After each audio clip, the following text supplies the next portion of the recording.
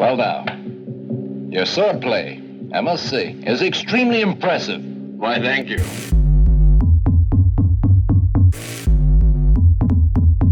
I didn't want to just do my top 10. You cannot take away the importance of this film. I never will watch it again. As a ventriloquist with a girl, it stresses me out. I love this movie. It's so wholesome. It's so boring. Cake and bread are not that dissimilar.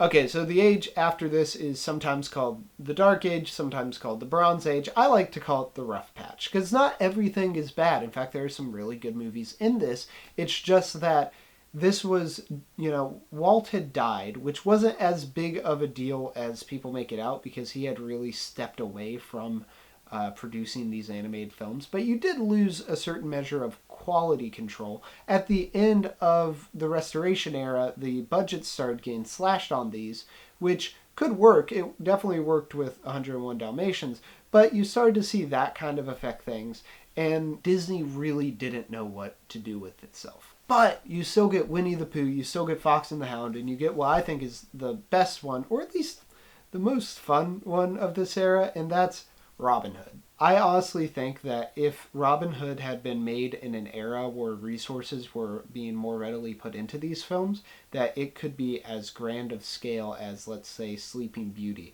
It's such an exciting movie with distinctive characters, with an amazing voice cast made up of a lot of great character actors, and especially Western character actors, which I like a lot because I like Westerns.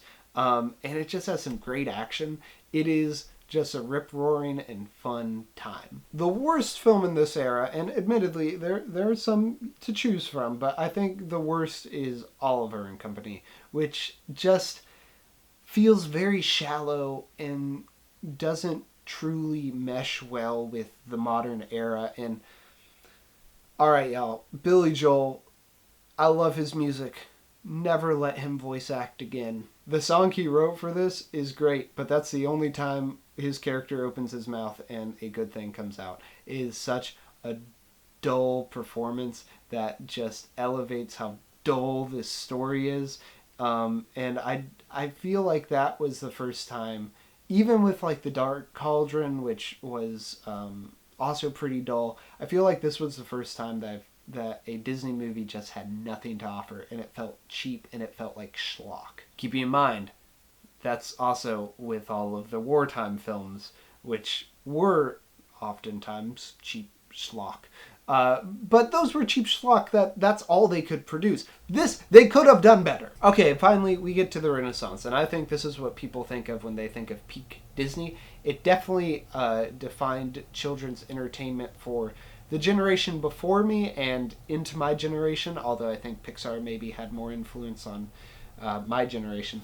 But so many good films, so much iconic music and visuals that it's kind of hard to pick one. But I think I can safely say that the best film from this era is Beauty and the Beast. It's still early enough on that the formula is not becoming rote, and they're finding some really interesting stuff to do with it. The character dynamics are really cool, not just between Belle and the Beast, but also between the townspeople and Gaston and Maurice, and the different pieces of furniture, and the music is just beautiful. I did not see this film till a couple years ago. I think I actually have a VEDS video where I react to it for the first time. But I saw it in theaters, but just on the big screen, it elevates the magic of the story to a really appropriate scale, and I'm really glad I got to have that experience with such a wonderful movie. And the worst film from this era is by far and away Pocahontas. This was Disney really wanting to elevate their formula yet again, like they did at the beginning of the Renaissance, but here you see their pretensions catch up with them. Putting aside all of the problems with this as a true story, it's not a fairy tale, it's not a novel, it's not a children's book, it's a true story. Setting that aside, and what they do with that story, and the real life people and people groups in that, it's just a boring film. It never lets itself have fun. But of course, a Disney movie doesn't have to be fun necessarily. It's just that it's also not very good at being serious. And I feel like this was a really misguided attempt at Disney really wanting to be more than they were, when what they were was good enough. Like, no one is going to look at Beauty and the Beast and be like, this needs to be more serious. And then we move into the post-Renaissance, or as I call it, the identity crisis years. What do we want to be? Do we want to keep being the Renaissance? Do we want to be Victorian era action adventure movies? Do we want to do family drama? Oh, let's just do that 3D thing because it's working out for DreamWorks and Pixar. Once again, a lot like the Rough Patch, this is a time when you have good movies coming out and you have duds, and you just kind of have to sift through them. But it doesn't get quite better than Lilo and Stitch, which is a movie that sadly I had not seen up until this point, and is just such a fun movie, but also such a sweet and moving film about identity and about family and about being a kid who just, you have some issues and you're gonna have to overcome them. Lilo is such a believable character, and her relationship with Stitch takes that kind of kid and alien dynamic that you see in movies sometimes and really fleshes out what you can do with that concept. It's the first time I think Disney really nails down a modern setting, which is really cool that the first time they are able to do that, it is a setting that we don't often see. And the worst film from this era, which lots to choose from, but I have to go with Dinosaur. Don't watch Dinosaur. Just don't. Please. Don't. Don't Dinosaur. Hashtag don't Dinosaur. Although honestly, Dinosaur is better than some of the other films I've talked about today. Don't Dinosaur unless your only option is to do fun and fancy free. Save yourself that fate. And now we are in the modern era. Some people call this the new Renaissance. I'm not sure I want to go there yet and say that, but I do get it.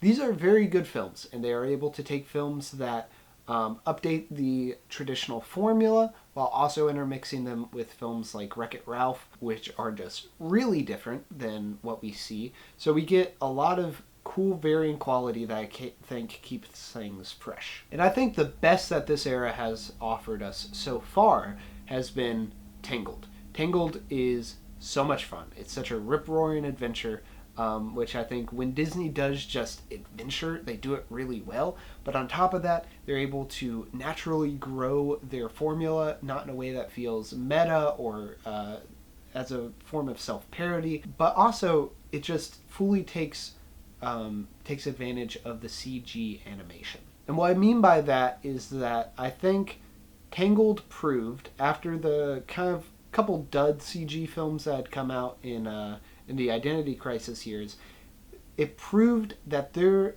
3D animation could be just as beautiful as their 2D animation. And I love 2D animation. I hope it comes back soon.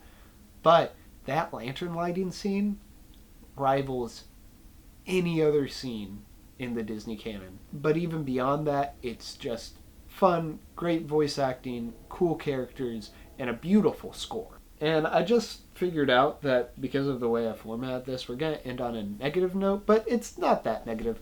The worst movie of the modern era was Big Hero 6. I totally see why people like this. The emotions really land for some people. They just don't for me. They feel kind of hollow. I don't think the second act sees through the first act well enough to carry things through.